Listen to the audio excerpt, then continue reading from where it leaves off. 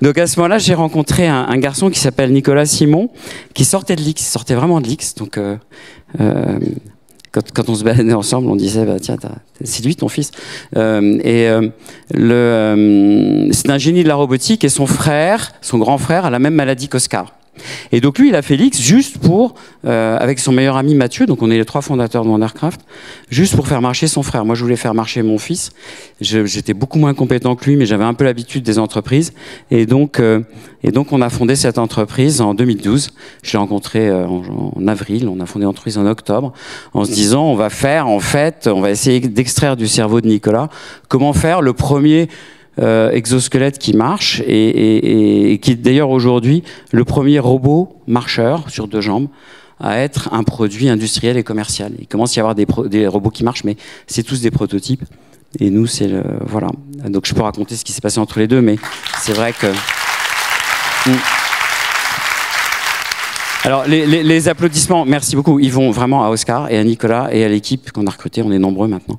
Voilà. Parce que tu as réussi, en fait. Je montre le film? Ouais, montrer un film, puis je raconterai ce qui s'est passé si ça vous intéresse. Mais laisse. Donc Oscar, voilà, c'était il y a 2 ans. En fait, il était petit. On fait pas encore des robots pour les petits loulous. On fait des robots pour les adultes parce que c'est la plus grande masse de gens. Et le premier ou le deuxième jour où il a marché, on a fait ce film. Donc à ce moment-là, on était obligé de tenir le robot sur la marche un peu humaine. On pouvait marcher à petits pas et ça tenait bien debout, mais il fallait encore l'équilibrer un petit peu sur la marche physiologique. Donc cet énorme robot, parce que c'est la version actuelle, c'est un robot pour les hôpitaux, pour réapprendre aux gens à marcher. Voilà. Alors je sais plus lequel est le premier jour entre les deux. Voilà. Vous voyez, quand on marche lentement, eh ben, il peut marcher tout seul. Voilà. L'autre question qui est posée à vous quand vous êtes en fauteuil, c'est que votre santé se dégrade vraiment beaucoup.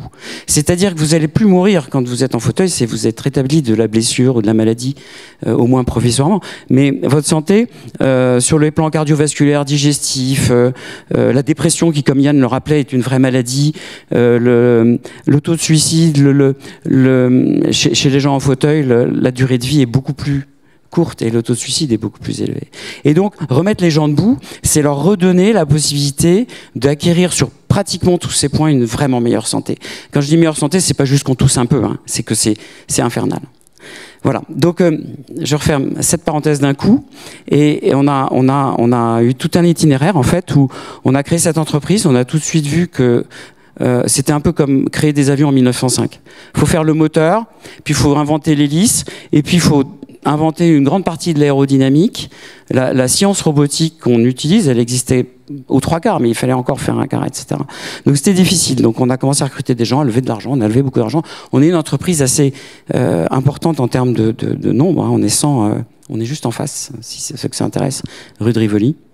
Et on prépare, voilà, l'Oxo qui va permettre aux gens de marcher dans la rue, dans leur vie de tous les jours. Donc comme a fait Kevin tout à l'heure, comme il fait là, mais pas avec ces énormes batteries, ces énormes moteurs et tout ce bazar qui va bien dans un hôpital, mais qui ira pas du tout ni dans la rue, ni dans sa vie de tous les jours. Et alors ça fait 2-3 ans que je dis qu'on prépare. En fait, on va le révéler dans... Je vous dis pas où, dans 2 mois en gros. Il n'est pas encore tout à fait prêt, donc c'est une révélation, c'est pas un lancement de produit. Mais bon, c'est probablement qu'on est assez prêt dans l'ordre d'1 an à commencer des études cliniques et l'ordre de 2 ans à le mettre sur le marché. Voilà, donc Oscar et Thibaut.